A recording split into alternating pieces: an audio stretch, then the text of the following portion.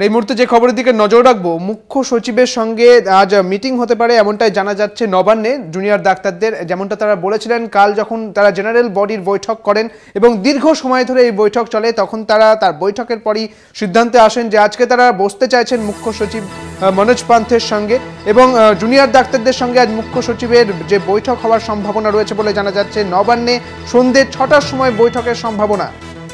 আরো বিস্তারিত জানবো, আমাদের সঙ্গে রয়েছেন আমাদের বিশেষ প্রতিনিধি দীপ্তিমান ভট্টাচার্য। দীপ্তিমান, আজ মুখ্য সচিব মনোজ পান্থের সঙ্গে জুনিয়র ডাক্তারদের বৈঠকের সম্ভাবনা রয়েছে এমনটাই জানা যাচ্ছে, কি জানতে পারছো?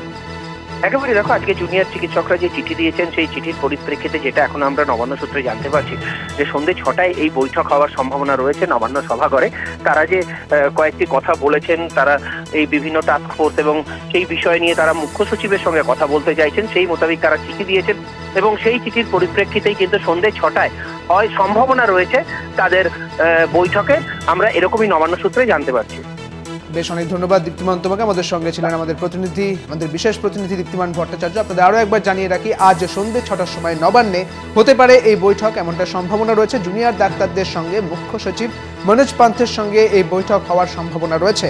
আপনারা জানেন যে গতকালই যে জেনারেল বডির বৈঠক হয়েছে, জুনিয়র ডাক্তারেরা সেই বৈঠক করেছিলেন এবং রাত পেরিয়ে গেলেও সেই বৈঠক কিন্তু শেষ হয়নি। দীর্ঘমেয়াদী সেই বৈঠকের পর তারা সিদ্ধান্তে আসেন যে তাদের যে দাবিগুলি রয়েছে, অর্থাৎ ৫টি দাবি ছিল, তার মধ্যে ২টি দাবি এখনো পর্যন্ত পূর্ণ হয়নি। সেই দাবিগুলিকে সামনে রেখে আজ নবান্নে সন্ধ্যে ৬টার সময় বৈঠক হওয়ার সম্ভাবনা রয়েছে মুখ্য সচিব মনোজ পান্থের সঙ্গে জুনিয়র ডাক্তারদের, অর্থাৎ যারা আন্দোলনরত অবস্থায় রয়েছেন, যারা কর্মবিরতিতে রয়েছেন।